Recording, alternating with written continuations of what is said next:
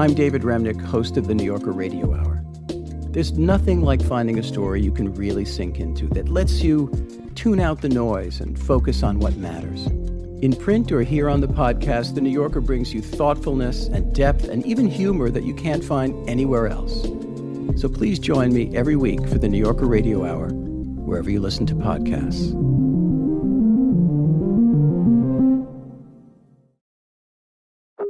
Our reporter, Ayodeji Rotinwa, was doom-scrolling on Twitter when he saw a video that made him stop dead in his tracks. It was an image of an elderly woman. She had a full head of thick white hair, and she was talking about growing up queer in Ghana. It might sound strange, but as a gay Nigerian myself, I'd never seen an elderly queer African before. The oldest one I know is fictional. A 70-something-year-old character in an Evaristo novel. And to be strictly factual, he's actually Caribbean. So stumbling across this video felt like turning out my pockets and finding money. Since I've been little, the only image of a long old life I've ever seen usually have the same characters. Mr. and Mrs., 2.5 kids, joint bank accounts. Now here was something else entirely. I needed to know who had found this woman. I clicked on the poster's profile. This is Awo Dufie, and today's... Awo is queer and Ghanaian too. Her profile picture, a lethal face card. Wavy wig, silver nose ring, gold hoops, giving glamour. She takes no shit. She drags elitists, misogynists, homophobes, all the while cracking up. Even the people who want to harm us, one of the reasons that they want to harm us is because they think all we do is have sex, right? But that's not all we do. I haven't gotten laid in such a long time. But her post about the queer elder, it wasn't about pissing off homophobes. It wasn't about going viral. It was deeply personal. About a prophecy she once received. One that said she would die at 30. But to understand all of this, we need to go back to 2006. A time when Awo had another name, another body, another life. Awo is 8 years old, living in the town of Akosombo. That's in the eastern region of Ghana. Awo's mom, let's call her Kusi, is worried because Awo is not like other boys. I was very, very, very effeminate. One of the things that my mom hadn't immediately noticed was how effeminate I was, and also that I preferred to spend a lot of time with girls all by myself. And she was really worried. Kusi wanted to fix her child, and she was willing to do anything. She took Awo to churches and mosques, even though she was a never miss a Sunday kind of Christian. When that didn't work, Kusi decided to go ancestral. She found a traditional priestess, a believer in indigenous gods usually spelled with a small g. The priestess moved into the 2-bedroom apartments Awo shared with her mother and her 2 siblings. She even planted garlic in their yard. Because she believed garlic banished evil spirits. And when she saw me, she said I was evil. She would put some in my mouth, in my nose, like the juice of the garlic. The priestess said an evil goddess had possessed Awo and caused her to be effeminate. She also said she could get rid of it. She told my mom that we had to do a proper divorce ceremony. So that's what we did.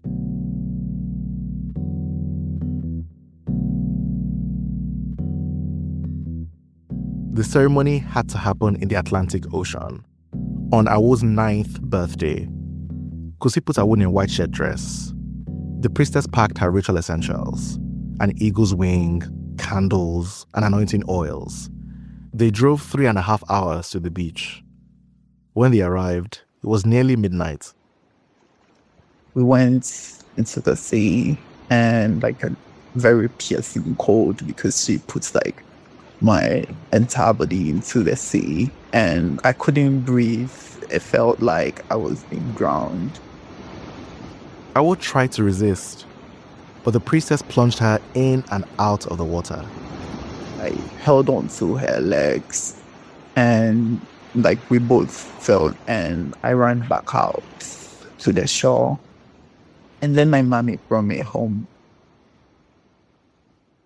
They did not speak a word to each other on the way back. It wasn't something that we have ever talked about again. Awo says the waterside conversion failed. Nothing changed. She was still effeminate. Everyone around her was convinced something was wrong with her. But she did not let it get to her. Thanks to an unlikely ally, her stepfather. I remember shortly, like after I turned, I think 14 or 15, he caught me with a boy. And I was so scared. And I went to his room crying and telling him it's the devil and it's not me. And he was like, why would you say it was the devil? Like, this is normal. And it happens between boys. Sometimes they go out of it. Sometimes they don't. I hope that you go out of it. But even if you don't, like, it's okay. All Awo had to do was just make sure your mother doesn't find out. But she did. When Awo was 23 and I just graduated from university. I remember I had just come from seeing a friend when my mom called. As soon as I answered, she asked me, hello, Kojo. And like, that's my dead name, by the way. In the days of he, him pronouns, Awo went by Papa Kojo. Hello, Kojo. Chumu fono. Okahobi wo. Like, and to translate it, she means you are part of the gay people. Reaction, I froze. To be fair, Awo's mother was always going to find out. Awo was never really in the closet. Her stepfather gave her the confidence to live out loud. In high school, she outplayed the bullies at their own game. We would spread like a rumor that's gay. And he wanted to sleep with one of us. It never failed. We had great men come in front of us to beg us to say they are not gay. An Uno reverse card if I ever had one.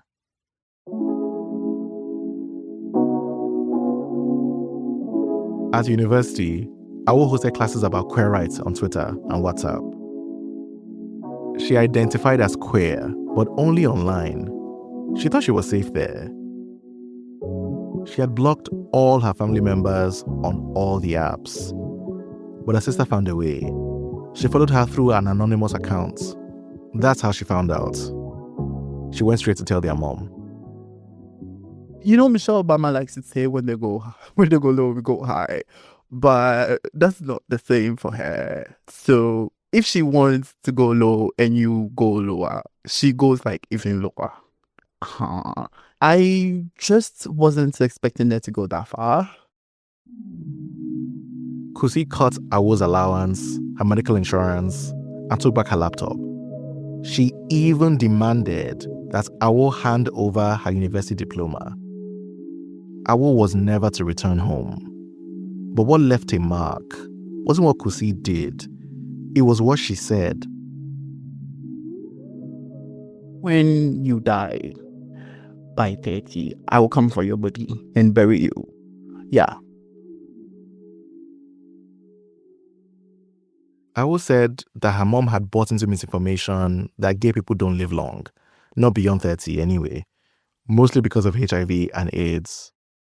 But what Kusi said went beyond that. She meant that when Awo dies, she will not give her a funeral. And usually the people that we don't do funerals for where I come from are people who commit crimes, like people who do things that are considered evil. Their bodies are not allowed to be brought into the community. Funeral is a very big deal within the Akan community. So if like someone decided they are just going to bury you, they consider you like a shame. Before that Sunday evening call from her mom, Awo had big plans for her future. But her telling me that kind of changed the way, number one, I saw myself, in the sense that if I'm going to die by 30, are all of these plans that I have made in my head, are they all worth it?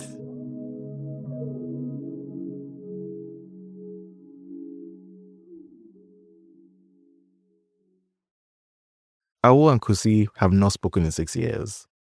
That's why we didn't use her mother's real name. But even after all that's happened, Awo does not believe her mom is a one-dimensional villain.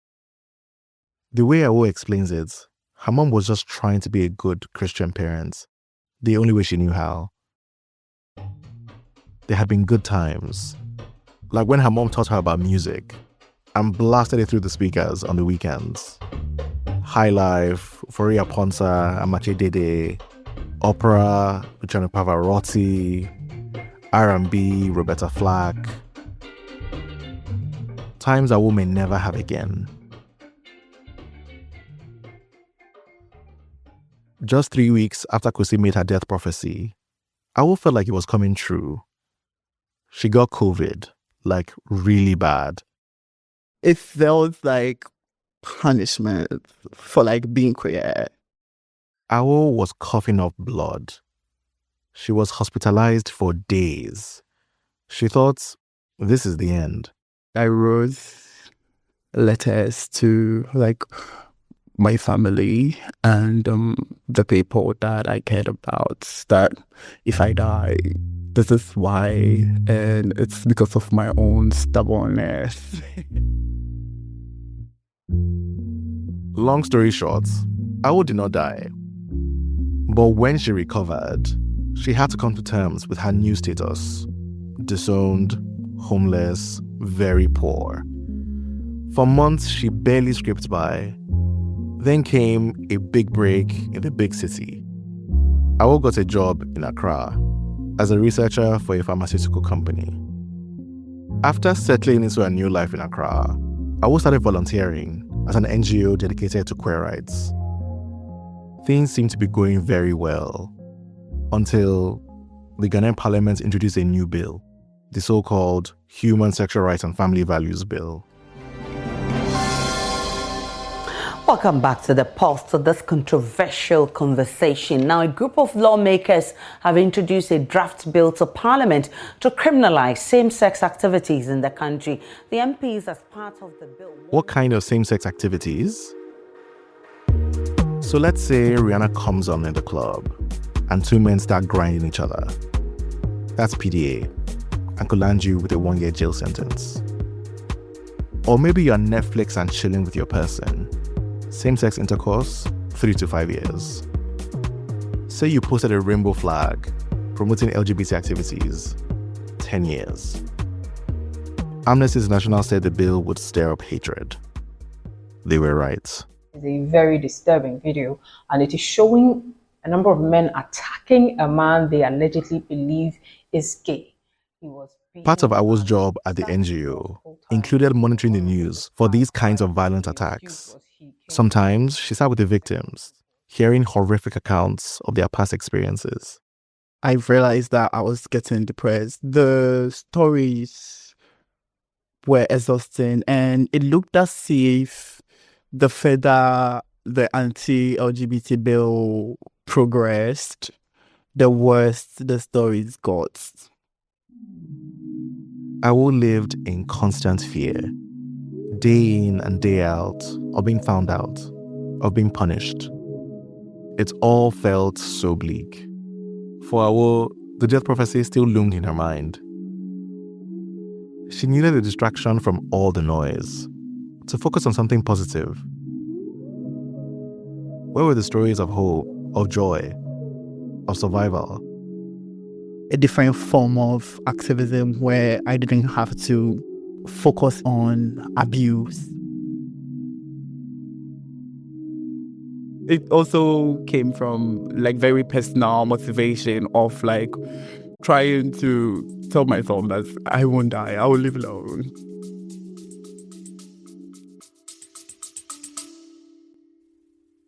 We'll be back after a quick break. In the Obit Project podcast, young journalists tell stories about the lives of real Montanans after they die. I'm Jad Abumrad. I've always thought, frankly, that obituaries were a little bit snoozy. So I teamed up with my old friend, UM Journalism School professor Jewel Banville, to help young journalists make a new kind of obit through sound. These are rich, honest stories about ordinary people who lived and died. Listen to the Obit Project wherever you get your podcasts.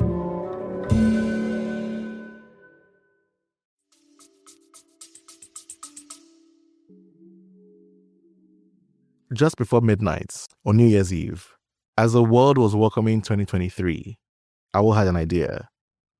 What if I find queer elders that have lived way beyond 30? Awo reached for her phone.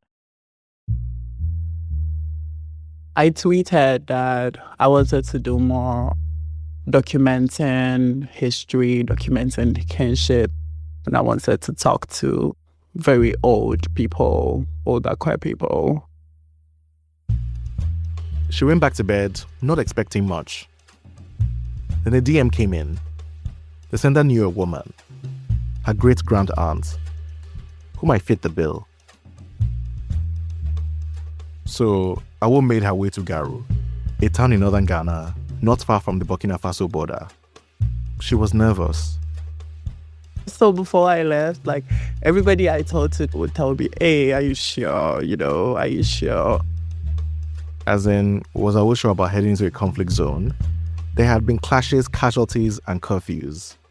Unless you lived there or had important business, you were risking your safety. But Awo had very important business.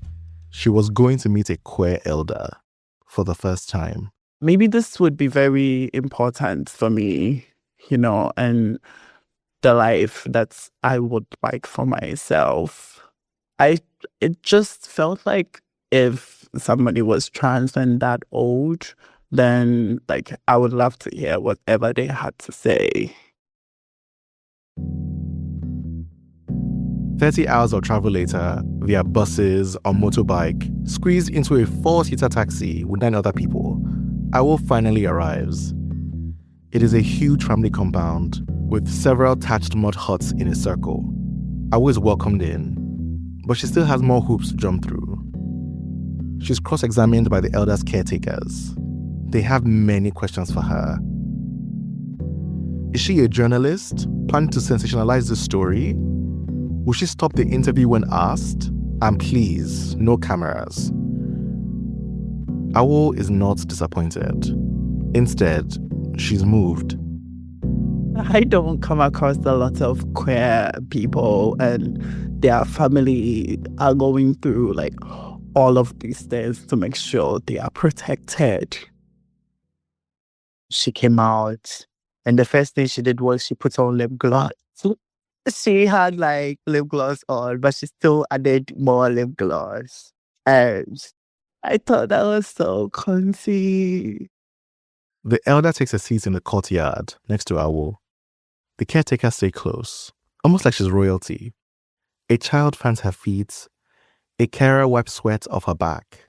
Someone applies shea butter on her arms and her legs. She introduces herself in Dagbani. Iranak na 83 years, woman, Legaro, opposite to Boko. She says her name is Uveen. She's 83 years old, and she has been living as a trans woman since the 1950s.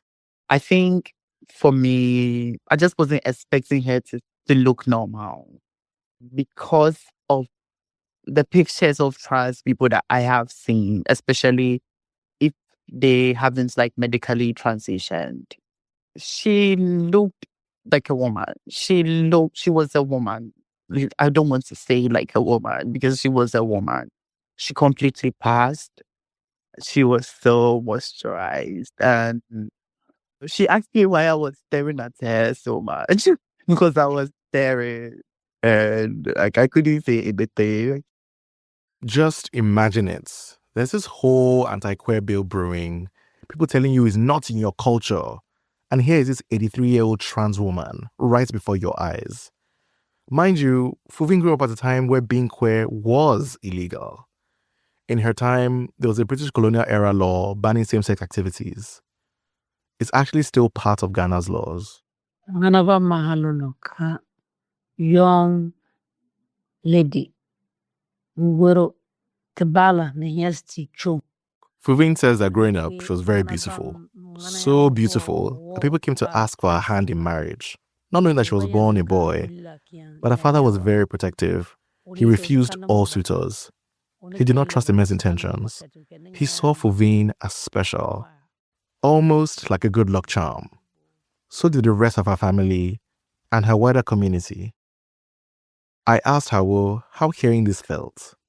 It makes me envious. Like I cannot have everything. I cannot like be trans and also expect to have like happy family.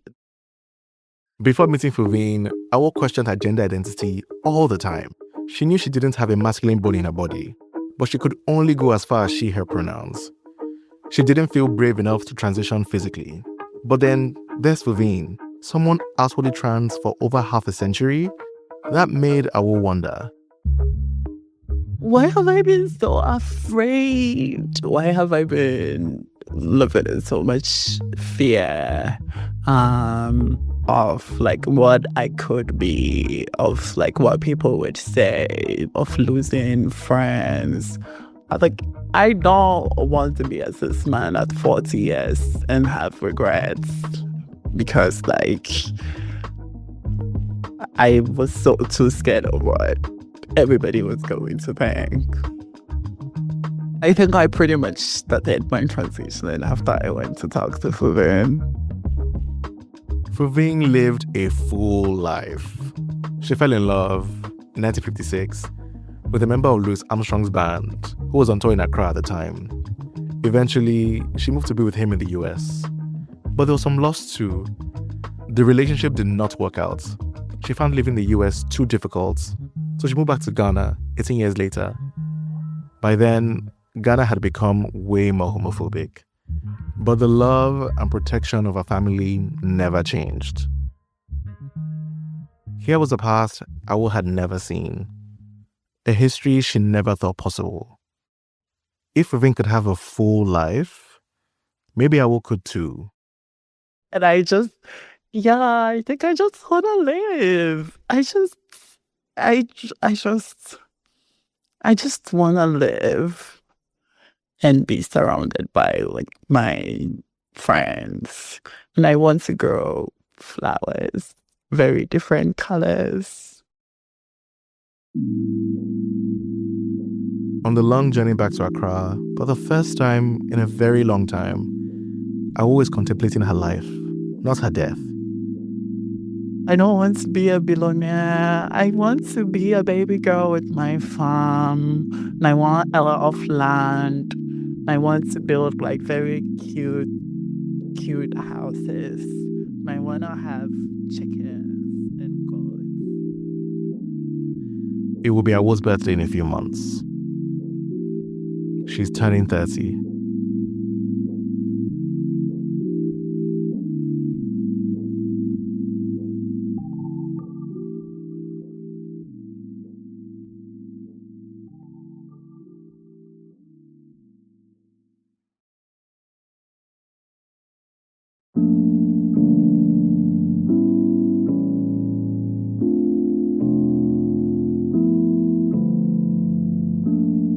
This is only the beginning of our story.